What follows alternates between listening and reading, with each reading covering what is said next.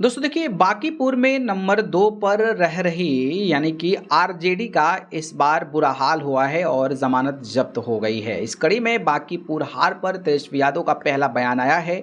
CM सम्राट चौधरी को लेकर चौंकाने वाला बयान दिया है। तो क्या है पूरी जानकारी बताता हूं। नमस्कार, मेरा नाम पिंटू सिंह यादव है और न्यूज़ लाइव में आप सभी का स्वागत करते हैं। जी हां, बिहार की बांकीपुर विधानसभा सीट पर हुए उपचुनाव के नतीजों की देश भर में चर्चा हो रही है। इस सीट पर जनसुराज के प्रशांत किशोर तो जीते हैं, लेकिन जीत से अधिक शोर बीजेपी की हार की है। इसका कारण यह है कि बीजेपी का किला माना जाता था और यहां से बुरा हाल होना कई सवाल खड़े करता है। इस सीट पर आरजेडी तीसरे नंबर पर रही।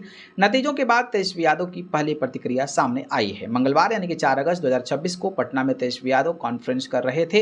इस दौरान बांकीपुर के नतीजों को लेकर उनसे सवाल पूछा गया। इस पर तेजस्वी ने कहा कि जनादेश को हम लोग स्वीकार करते हैं, लेकिन यह जनता का आक्रोश बीजेपी की सरकार पर था, मुख्यमंत्री पर था और उनकी गलत नीतियों पर था।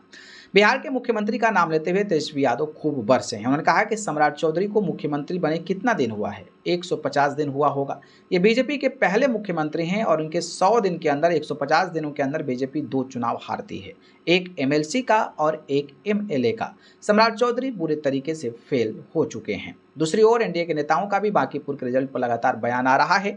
बांकीपुर उपचुनाव के नतीजों पर राष्ट्रीय लोक मोर्चा के राष्ट्रीय अध्यक्ष उपेंद्र कुशवाहा ने कहा कि थोड़ा अचंभित करने का परिणाम है। हार जीत लोकतंत्र में बड़ी चीज नहीं है, कभी हार कभी जीत होती है। वहां की जनता का जो निर्णय हुआ है वो हमारे सिर्फ आंखों पर है। समीक्षा की जरूरत है, क्योंकि ऐसी स्थिति हुई है, इस बात की समीक्षा करने की जरूरत है।